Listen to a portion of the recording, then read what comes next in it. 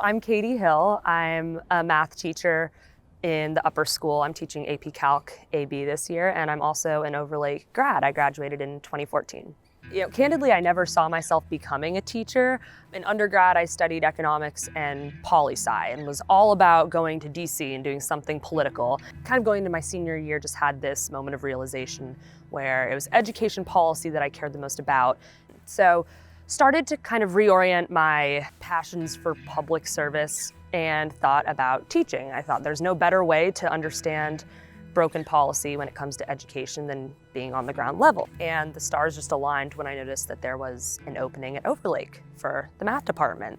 It's crazy looking back at the Overlake teachers that I had. I can't think of a bad experience I had with anyone. I would of course have to mention Kathy Finkenstadt because she taught me in AP Calc, which is the subject that I'm teaching right now. So it's impossible to not attribute a lot of what I'm doing right now to how I learned the material.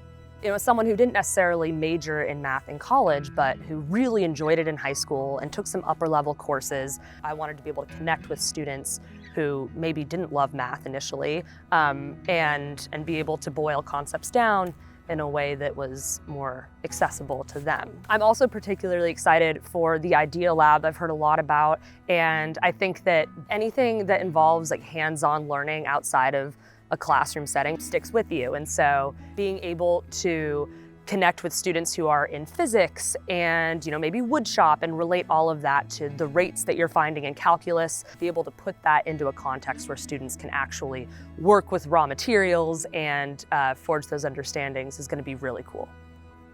I'm really most excited to just be in a space with other STEM faculty members. I think about the old math and science building where we were frequently having to evacuate fairly quickly before another teacher came in to start their next class because there simply wasn't enough space and teachers were often having to share their classrooms.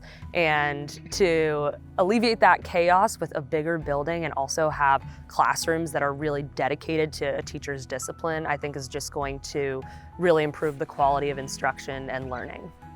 To all the people who have supported this initiative, a huge thank you. As a teacher, I am very excited to be able to use this new space and work with students. And as an alum, it's really exciting for me to see the ways that Overlake is expanding all these opportunities for students and providing access to resources that I may not have had in 2014 and before.